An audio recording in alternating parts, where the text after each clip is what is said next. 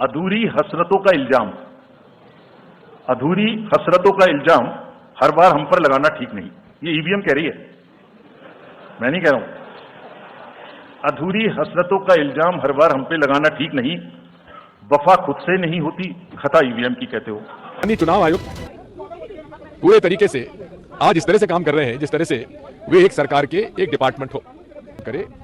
EVM पर शेर शायरी करने के बजाय वे पूरे ईमानदारी के साथ निष्पक्षता से चुनाव की तैयारी कराएं। और चुनाव आयोग जो 10 महीने से 28 पार्टियों के अलायंस से इंडिया गठबंधन से मिलने को तैयार नहीं है, उसका समाधान में चुनावी आयोग ने चुनावी की तारीखों की घोषित करे, जिसके चलते जो है ईवीएम पर एक बार फिर से देश भर में घमासान देखने को मिल रहे। जैसे कि पिछली बार 5 राज्यों चुनाव के बाद जैसे कि 3 राज्यों में भाजपा की जीत हुई, उसके बाद से जो है विपक्ष पार्टी जो है लगातार ईवीएम पर आवाज उठाई, जिसके चलते जो है एक बार फिर से ईवीएम पर आवाज उठा रहे। ईवीएम की घमासान जो आप देख सकते बहुत जोरों शोरों से चल रहे हैं। और सुप्रीम कोर्ट की वकीलों ने जो है सुप्रीम कोर्ट की घेराव कर लिए, पैनल लेकर भारत ईवीएम मुक्त भारत लेकर पैनल पर लिखकर जो है चारों तरफ जो है प्रदर्शन कर रहे हैं। और उसमें कांग्रेस के नेता दिग्विजय सिंह ने भी क्या कुछ बयान दिए, एक बार आप उनके बयान पर नजर डालिए। पूरे तरीके से आज इस तरह से काम कर रहे हैं जिस तरह से वे एक सरकार के एक डिपार्टमेंट हो। निष्पक्षता उनकी खासियत होना चाहिए, लेकिन जब उनसे पूछा जाता है कि आपने विपक्ष के लोगों को हमेशा नोटिस दिया कुछ बोलने में, आपत्तिजनक भाषण देने में, लेकिन आपने प्रधानमंत्री जी और बीजेपी के नेताओं के खिलाफ कार्रवाई क्यों नहीं की, उसका कोई उत्तर नहीं देते। हम आज इस बात के लिए माननीय उच्चतम न्यायालय से अनुरोध करते हैं कि आपके सामने पिटीशन है, उस पिटीशन में इस बात को तय कर दीजिए कि निष्पक्षता से माननीय चुनाव आयोग काम करे। ईवीएम पर शेर शायरी करने के बजाय वे पूरे ईमानदारी के साथ निष्पक्षता से चुनाव की तैयारी कराएं।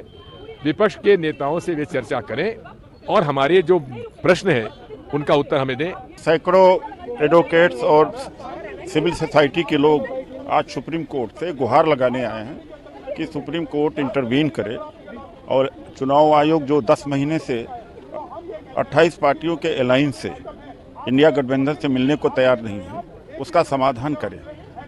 ईवीएम राजा की जान ईवीएम में है, ये राहुल गांधी जी ने कहा।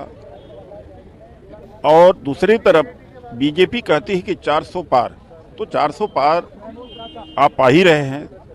मोदी जी बड़े पॉपुलर हैं, डंका बज रहा है पूरे देश में, तो डर किस बात का? ईवीएम से चुनाव क्यों करा रहे हैं? हमारी मांग है कि तरफ विपक्ष पार्टी की तरफ से ये आरोप है जो चुनावी आयोग है वो उनकी सवालों की जवाब नहीं दे रहे। जो पिछली बार ईवीएम के बारे में पता चल रही, कुछ ईवीएम गायब थी, ईवीएम सिलपेक है, इन सारे सवालों की जवाब जो है चुनाव आयोग को जो है वकीलों की तरफ से चिट्ठियां भी भेजे गए, लेकिन इन सारे सवालों की जवाब नहीं मिले। लेकिन एक तरफ से चुनावी तारीख की ऐलान करते हुए चुनावी आयोग ने साफ तौर पर ये कह दिए है जो ईवीएम पर कोई गड़बड़ी नहीं है, 100% जो है ईवीएम बिल्कुल सही है, वो ईवीएम जो है हैक नहीं हो सकते।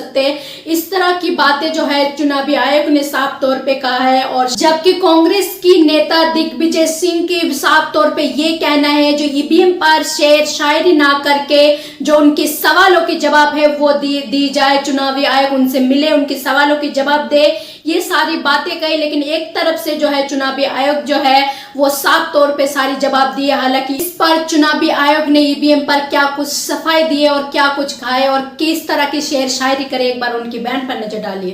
अधूरी हसरतों का इल्जाम, अधूरी हसरतों का इल्जाम हर बार हम पर लगाना ठीक नहीं।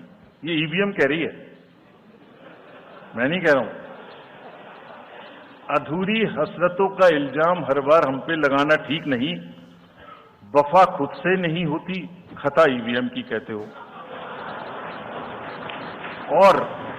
और बाद में गोया जब परिणाम आता है तो उस पर कायम भी नहीं रहते, आप ही के पक्ष में रिजल्ट आ जाता है। ये क्या बात है भाई? कितने दिन?